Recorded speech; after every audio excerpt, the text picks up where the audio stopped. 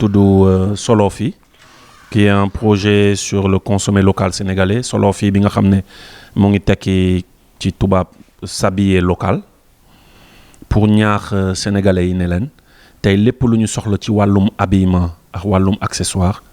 soxlatuñu ñuy jéegaani mën nañ ko am fii man ça fait 3 ans tey amatuma yére tubaab yére à l'Occident maanaam yére marque ay Nike Reebok ay Adidas ay ñoomin seen amatuma ko li may sol quasiment lépp ay marque sénégalaise la wala ay t-shirt yoo xam ne sénégalais yi ñoo ko floqué ñoo moom seen marque dàll yi may sol pantalon yi may sol jean yi may sol tissu bi lay jënd ñëw jox tailleur yi ñu ñëwal ma dàll yi pareil cordonnier yi maroquinier yi lay gis ñu ñëwal ma donc c'est pour dire que tout ce qu'on a besoin en termes d'habillement mën nañ ko am fii muy chemise muy costume cravate dàllu koj comme ni ko gars yi di waxee lépp am na fii te mënuñu am tamit parce que da ngay xool da ngay dox koñ boo dox mënoo def 100 mètres te doo gis benn atelier de couture atelier tailleur waaw fépp foo dem nag ci Ndakaaru bi waaw ak même mën nañ ne ci Sénégal pour man du reconversion c'est justement utiliser ta notoriété nga utiliser sa notoriété pour ay cause yu noble mënum fi nekk di topp hip hop maay king maay kang maa gën a aay maa gën a beau waaw xoolal Gucci yu may sol Yves Saint Laurent wala Balenciaga yu may sol et cetera waaw xoolal oto bi may dawal xoolal non à 45 ans on ne peut plus être dans ça on l'a fait bi suñu wàll hip hop ego trip jotee clash jotee wane ne waaw on maîtrise jotee ñu ñuy programmer ci école yëpp dañu amul benn scène booy def te doo ñu programmer bi mu jotee def nañ ko mais on a toujours tamit utilisé notre musique pour des causes rappelez-vous j'avais fait tendre l'oreille bi nga xam ne jamono jooju noonu je militais pour les talibés enfants talibés de la rue xam nga pour seen condition ñu xool ko état bi appliquer yenn règles yi mënuñu ne non Simon dafa bàyyi musique nekk ci kii talibé non dafa utiliser musique comme levier de communication pour cette cause ni ñu utiliser suñu musique comme levier de communication pour le paludisme pour sensibiliser les gens par rapport au paludisme nuñ ko defee pour le sida VIH sida nuñ ko defee pour récemment Ebola ak Covid-19 tey noonu lañ koy defee pour artisans yi parce que on ne les voit pas ci ay plateau xam nga tey daf leen jaral ngeen jël seen équipe ngeen déplacé wu ay kilomètres pour ñëw fii pour interviewer ma mais est-ce que yoon la ngeen ñëw fii may wax ne rek oui je suis beau je suis joli je suis grand je voyage j'ai une belle voiture les filles me courent après nanani nanana amul solo mais boo déplacé woo ñëw fii gis may waxal tailleur am na benn tailleur fii ci koñ bi mosul def interview mais tey à travers Simon maa ngi koy waxal pour dire sénégalais yi ne soo soxlaa chemise mais soxlawul nga koy dem di jënd ay Champs-Élysées wala Italie wala Turquie wala Chine xoolal sa tailleur koñ am na foofu ku xarañ koo xam ne mën na la ñëwal chemise moom bu ko mënul mën na la boole ak koo xam ne ñoom xamante nañu seen biir ne kii de bu la ñëwalee costume wala bu la ñëwalee tubéy wala bu la ñëwalee chemise nga fexe ba xaalis boobu au lieu muy dem ci caisse chinoise yi wala caisse turquie yi xaalis boobu di des ci caisse Sénégal donc le hip hop c'est ça aussi c'est du give back tey hip hop may na la tour may na la aura nan nga mën a def tey ba aura boobu noonu permettre la muy jëriñ ay cause et c'est ce qui fait de moi tey ma nekk peut-être benn ambassadeur de cette cause artisanale bi nga xam ne tey artisans yi bëgg nañ di ko wax nit yi parce que xoolal ñu ngi ci période tabaski man bi ma commencé lii il y a 3 ans dama toog après ak ministre de l'artisanat mu ne ma période tabaski les Sénégalais importent pour 45 milliards de marakis muy jóge beneen dëkk alors que waa Ngaay ñu ngi fi di def ay marakis yu gën a baax yu gën a dëgër waa village artisanal bu Soumbédioune ñu ngi def ay marakis yu gën a baax yu gën a ñoom Grand Ba Farabay Art ñu ngi koy def boo demee village artisanal bu Thiès ñu ngi ko fay def nga dem bu Ziguinchor ñu ngi ko fay def bu Saint-Louis fépp foo dem di nga gis ay artisans yu xarañ yoo xam ne ñu ngi lay defaral ay dàll yoo xam ne mën nga ko sol durant cette fête et au lieu que d'acheter li nga xam ne pour 45 milliards mais boo jëndoon ci artisan boobu xaalis bi fii lay des artisan boobu jabar ji da koy jox mu ndugg ji xaalis boobu des ci marché bi di circuler suñu économie jóg donc c'est ça le combat de Solofi à la base. Le ministère de l'artisanat on collabore beaucoup moom mu ngi ciy jàpp lu bëri Pape Amadou Ndiaye c'est l'occasion de le remercier sax ñoom ñu ngi ciy taxaw bu bëri ku mel ni tamit le maire de Dakar Barthélémy Diaz mu ngi ciy taxaw année bi dàllu fii lay sol parce que ça fait 3 ans may lancé benn campagne pour wax gars yi durant tabaski nañ jënd dàllu fii année bi dañ ko waroon def Ziguinchor ak le maire Ousmane Sonko foofu lañ ko waroon lancé la 3e édition de dàllu bi mais yéen ñëpp gis ngeen li xew temps yi mouvement yi on peut rien faire et voilà donc autorités yi ñu ngi ciy jàpp mais au-delà de autorités yi c'est l'occasion de remercier aussi des gens comme Diaw bu ISM bi nga xam ne lancement première campagne bi moom moo si jàpp l'occasion de remercier kenn ku mel ni Babacar Ngom Sedima voilà ñuy ay hommes d'affaires yoo xam ne dañu gis affaire bi tamit mu séduire leen ñoom it ñu jàpp ci de même que remercier Mamboy Diao remercier aussi Doro Gaye voilà ñooñu y a aussi sama grand Daniel Ndiaye y a beaucoup de gens sénégalais yoo xam ne dañuy gis concept bi xaaruñu sax yow nga dem vers eux ñoom ñoo ñëw vers yow pour ne la booy je t'ai entendu à la radio wala je t'ai regardé à la télé yaa ngi def loo xam ne tey bu ci sénégalais yi jàppee suñu koom-koom mën na gën a yokk donc naka lañ ci mën a jàppee donc c'est l'occasion de les remercier mais en même temps on n'attend pas à chaque fois bu ñu amee opportunité bi comme yéen on parle on dit aux sénégalais accessoire dama ne montre sax xoolal montre bi c'est jàmbaar benn booy bu tudd Assane moom moo def martu montre am c'est-à-dire tey boo soxla montre nga nekk hip-hopeur casquette soxla too ay casquette New York Los Angeles xam nga wax gàddoo ngi nii Djibril tu vois il est là aux Parcelles tu vois il a sa marque de casquette et cetera nga soxla chemise nga soxla ay sac yi nga xam ne avant lii ay ci Champs-Élysées yi nga doon dem jënd ko muy jar lu dul mais Bamba Lamotte moo la koy defal tu vois nga soxla ay dàll yoo xam ne tu veux être hip-hop tu veux être fashion tey yaa Bamba Lamotte qui te fait ces choses dàll yi dama koy sol di dem ay France di dem États-Unis ñu may ne mais fan ban store nga ko jëndee ma ne non lii loxo moo ko defar c'est du made in Sénégal ñu bëri dañuy obligé ma simmi jox leen ñu xool ñu ne mais c'est incroyable et c'est comme ça aussi qu'il faut remercier Sadio Mané qui quand il est venu il y a 2 ans de cela ñu wax ko concept bi mu ne ma man maay ambassadeur bi tu vois automatiquement il a pris des babouches commencé di ko vulgariser di ko wax déjà moromam joueurs yi affaire bi di circuler Gana Gueye aussi quand il est venu il a fait pareil donc loo tax ma ne quand on a ce genre de soutien Yacine Diop Degueti Boubou Design Doudou fait des vidéos yóbbu nañ leen ba Saint-Louis quand on lançait la 2e édition de Dallu Fii Lay Sol ils sont venus avec nous jusqu'à Saint-Louis pour accompagner la marque pour ne lii sama yëf la sama yëfu bopp la donc que tu vois des ministres l'opposition des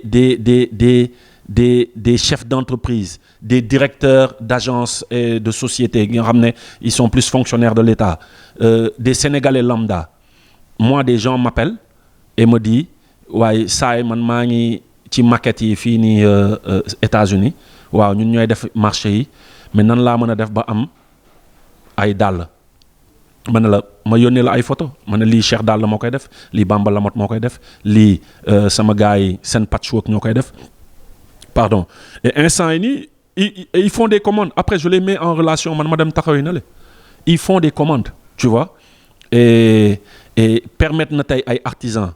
ñu jënd ay machines yoo xam ne il rêvait d'avoir cette machine wala am na par exemple benn waay yoo xam ne dañu doon def ay costumes daf may defal ay costumes il s'appelle Mondanan costume yi yenn saa yi da doon tardé parce que da doon obligé dem ba ci naar libanais yi ville pour utiliser seen machines yi pour boutonnières yi mais sama benn grand moo gis costume bi ma sol ko posté ko ci réseau yi mu ne ma booy nan laa mën a def ba am costume yi xam nga ma ne ko moo ndaanaan moo koy def le gars quand il est venu mu jógee Suisse ñëw mais il a acheté des costumes yu bëri chez moi ça lui a permis d'acheter cette machine léegi moom dematul di rang léegi machine bi mu ngi ci atelier donc ñu mel noonu tamit quand on voit qu'il y a vraiment cet effort là et c'est l'occasion de remercier tamit ñu mel ni ay ñoom madame Correa nga xam ne ñu ngi Paris ñooñu ñëpp tey instant yi dañuy jàpp ci concept bi ma leen di yónnee ay affaires ñu koy wan seen ay partenaires yi di def ay commandes ñu leen koy yóbbul je fais beaucoup de conférences aussi autour de ça et c'est pour dire que on n'attend pas yenn saa yi soxlawul ay sax sa état di la jàppale pour def yenn initiative yi les Sénégalais sont là parce que ce que je dis dans le concept consommer local si chaque Sénégalais décidait que cette année fii laay jëndee marakis suñu économie réew 45 milliards dugg ci suñu économie réew dara la waxuma la sax 45 30 milliards dara la 30 milliards des ngaay ça développe ngaay 30 milliards dugg village artisanal ça le développe et 45 milliards yooyu chiffres yi mooy les chiffres déclarés à la douane sachant que sénégalais yi lu ñu dul déclaré moo ëpp lu ñuy déclaré donc ça veut dire que ce montant-là tu peux le tripler voire le quadrupler en une fraction de seconde donc tey si chaque sénégalais disait on n'a pas besoin que Macky Sall wala le ministre de l'artisanat wala le premier ministre ñëw xëcc sa nopp ne la da ngay jënd par force si chaque sénégalais par conviction se disait man damay décider suqali sama réew man damay décider jëndee fii man damay décider dooleel suñu artisan wu réew xaalis bi des fii je préfère acheter ici que acheter lu jugee Turquie wala lu jugee Maroc wala lu jugee Chine mais ça sera des milliards et t'as pas besoin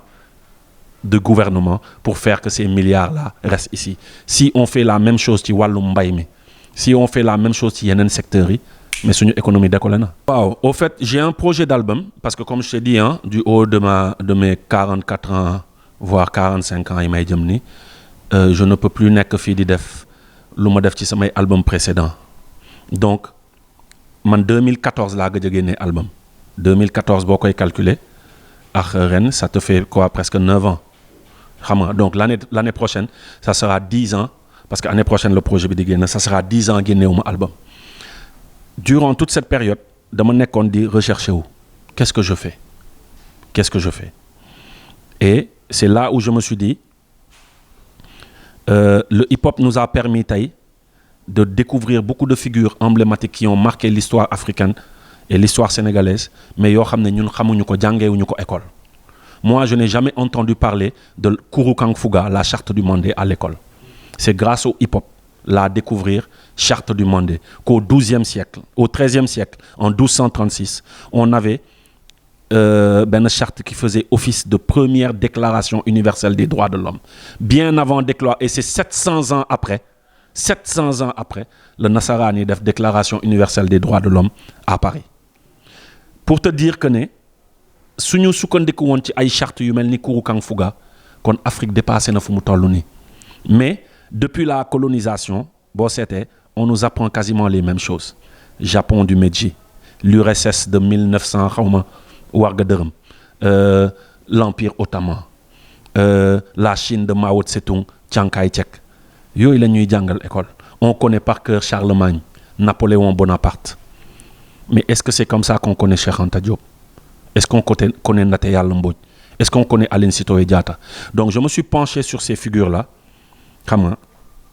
par exemple prends l'exemple de Thierno Souleymane Baal en 1776 le gars qui te fait une constitution bi nga xam ne mën nga ko adapter constitution boobu bu ko Sénégal sukkandiku woon kon li xew 23 juin li waraloon suñu entretien du am constitution boobu noonu buñ ci Sénégal sukkandiku woon amul benn ministre booy gis rek nga yeewu nga dégg na il est milliardaire parce que la charte de Thierno Souleymane Baal te dit détrôner tout dirigeant dont la fortune s'accroît et confisquer l'ensemble de ses biens détrôner tout dirigeant dont la fortune s'accroît et confisquer l'ensemble de ses biens boo leen gisee ne suñu njiit yi seen koom-koom a ngi yokk folli leen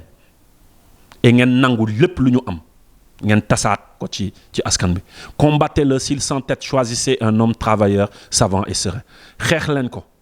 xam nga bu bañee sax folli leen ko ngeen tànn koo xam ne liggéeykat la xam nga il est serein maanaam ku dal la te borom bopp la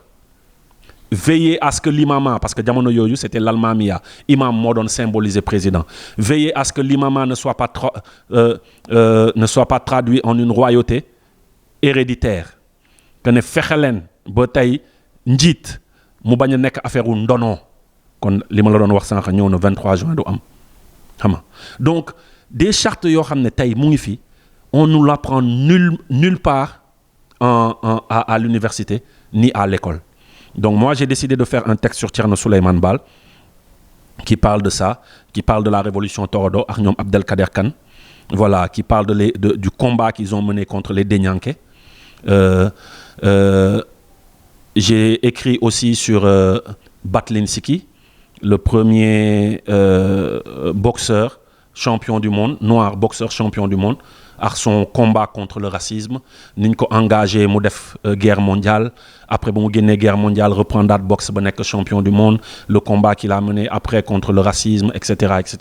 donc pour xamal nit yi ne il faut qu'on soit fier de nos histoires je dis pas que ay Japon du Meiji ay l'Empire ottoman c'est pas important c'est de la connaissance générale c'est important mais la priorité c'est que ñun ñu xam tamit tey quand tu prends quelqu'un comme Aline Sitoé Diatta on parle beaucoup jamono ji de patriotisme économique wax naa la waxu solo fii mais moom mu ngi ko incarné parce que depuis 1922 Aline Sitoé Diatta mu ngi lay wax ay temps bu ñuy xeex colonisation mu ngi naan son peuple bu leen jëndati suukaru bi leen tubaab bi ñëw di jaay jënd leen lem bi nga xam ne moo nekk ci forêt bi te xaalis bi ci suñu ay mbokk lay des moo gën ngeen di jënd suukar bañ leen di bay gerte bi nga xam ne tubaab bi daf ñu ko ñëw imposer parce que effectivement les colons ils avaient besoin d'arachide pour l'huile ñu bayloo ko Sénégal ils avaient besoin du cacao pour leur chocolat ñu bayloo ko Côte d'Ivoire lu ñu soxla moom la ñuy bayloo seen colonie yi ay ñoom Aline Sitoé Diatta taxaw xeex ko nekk jigéen tu vois ne retour à la semaine Joola parce que tey semaine grégorienne bi c'est 7 jours la semaine Joola c'est 6 jours donc j'ai fait des textes pour rappeler tout ça pour que tamit les jeunes qui nous suivent ils s'approprient cette histoire ñu bàyyi complexe bi tu vois parce que ba ci xale yi ñun ñëpp on leur achète ay Spiderman xam nga ay Superman ay Batman mais wax leen ne amoon nañu Souleymane Baal wax leen ne amoon nañu ku mel ni Cheikh Anta Diop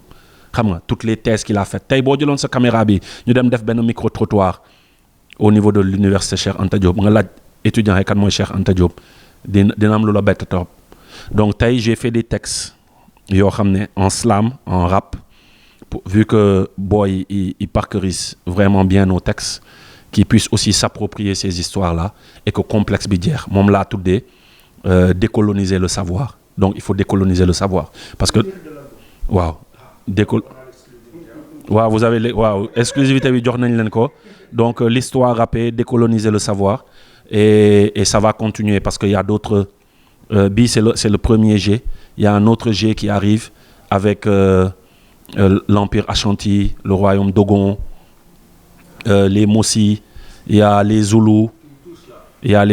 aussi au niveau de l'Afrique du Sud voilà on va parler aussi de Kunta Kinte tu vois en tant que modèle li mu xeexee tamit esclavage et tout à sa manière voilà il y a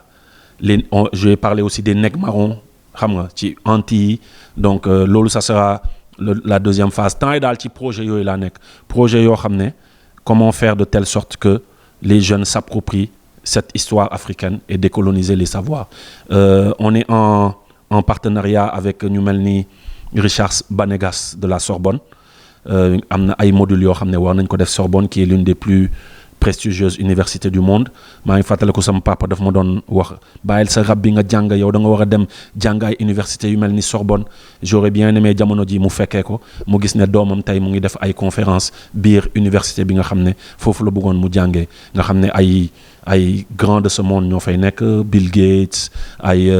voilà les présidents américains Barack Obama ñoo fay ñëw di def conférence yow tamit nga ñëw taxaw ci même place pour parler de ces dignes personnalités africaines qui ont marqué notre histoire donc c'est remercier aussi docteur Cheikh Thiam bi créé SIT fii on a une dizaine d'universités qu'on doit faire à partir de ce mois d'octobre là donc war nañ dem tamit pour vulgariser un peu ces textes parler de ces héros qui ont marqué la conscience collective africaine et sénégalaise plus particulièrement et wane ne tamit rap ni ñu ko defee pour l'artisanat ça peut être aussi un levier de communication pour l'éducation. waaw comparer rap bu démb ak bu tey c'est très difficile parce que xam nga tey c'est une génération internet c'est une génération streaming c'est une génération bi nga xam ne ñoom dañu am seen code ils sont très présents sur les réseaux sociaux ils font des musiques yoo xam ne tamit c'est pour des formats TikTok c'est pour des formats vraiment Snapchat etc. alors que avant nous on te parlait beaucoup plus de concept da ngay ñëw def limite une dissertation tu vois mais li ñu mën a wax daal mooy ñoom dañu toll tey ak seen jamono ils font de la musique comme ils le sentent et ils ont une chance mooy par rapport à nous ils sont assez décomplexés par rapport au style de musique par rapport au style de rythmique etc ils sont décomplexés ils font ce qu'ils veulent et aussi ils touchent le maximum de jeunes donc la différence mooy loolu beneen différence bi mooy ñun on était des artistes très très live ñoom tey boo seetee booy ku ci nekk am nga sa studio tu enregistres à compte-gouttes tu vois donc ni mu la neexee y a des effets qui sont là donc tu peux faire voilà une centaine de morceaux en même pas un mois alors que ñun benn morceau la ñu doon def en 4 mois wala en 6 mois tu vois donc y a tey voilà l'apport des réseaux sociaux les gens sont plus hip-hop décomplexés peut-être li ñu leen di ñaax rek mooy nañu bàyyi xel ne ñun dañu am suñu réalité socio-culturelle et que tey le hip-hop sénégalais fépp foo dem ci àdduna bi engagement moo ko fa yóbbu xam nga du musique bu neex du solo yu africain du djembé du tama du loolu yëpp ay instruments la on l'accepte dans la musique man en tout cas am na sama ay morom yoo xam ne accepté wuñu ko man je l'accepte tant que c'est bien fait je l'accepte mais ce que je peux dire de conseil à nos petits frères mooy fépp foo dem ci àdduna bi le hip-hop sénégalais est respecté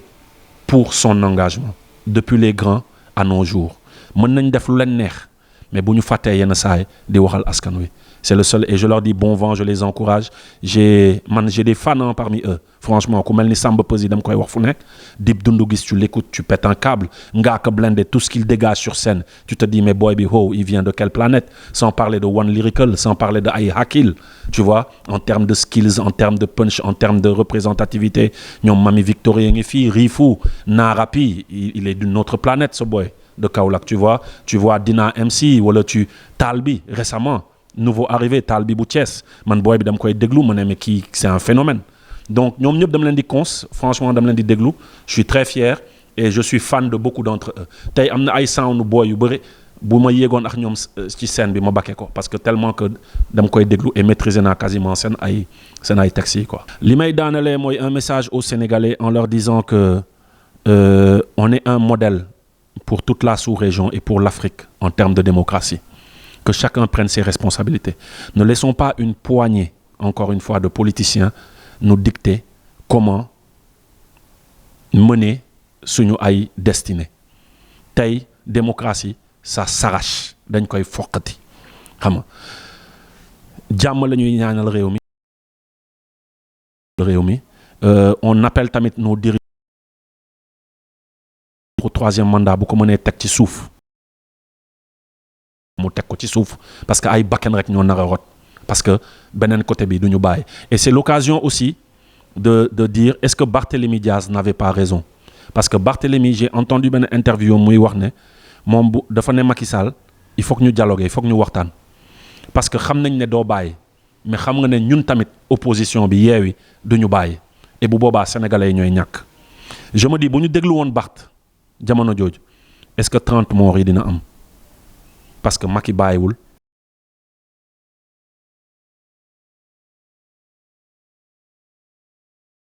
donc des fois je me dis est-ce que le temps ne lui a pas donné raison donc il faut revenir à la raison parce que at the end of the day tôt ou tard comme ni mu ko waxee dialogue mooy am parce que le prochain président munoo muusa ko waane ba du toog ak Macky mu ne ko c'est ça les points chauds dëkk bi terrorisme bi fii la toll waaw économie bi lii ak lii la lii ak lii moo nekk en cours et cetera armée bi lii ak lii et cetera donc comme te dialogue boobu mooy am nevit su fekkee ne mën nañu sauver ay bakkan nañu dialoguer waxuma dialoguer pour ñu xëccal comme xar voilà période de tabaski la ñu nekk tamit ñu xëccal comme ku ñu yeew xar ci sa baat waxuma boobu waxuma dialoguer pour que nga jël say convictions ñu teg ko fële wala ay échange de biens non je parle de ce dialogue qui peut empêcher que ñoom suñu ay petits frères yu mel ni Baba Kana nga xam ne rappeur la woon ñàkk bakkanam tu vois suñu ay petites sœurs di ñàkk seen bakkan suñu économie bi di sooxee cak-cak bi mënatul liggéey jaaykatu table bi kii di baana bi nga xam ne chaque jour li muy gagné as tuut 1000 francs yooyu 2000 francs yooyu ci lay yónnee dëkk bi pour que waa këram mën a lekk je parle de ce dialogue mais waxuma ay dialogue compromis wala ay deal ay business je parle encore une fois parce que ce Sénégal là dañu soxla dal te dal boobu noonu benn moment cette poignée de politiciens waruñu ñu ko xañ quoi bu waxtaan jotee nañu wax ku nekk wax li nekk sa dënn mais si ça peut éviter que nos petits frères meurent faisons-le.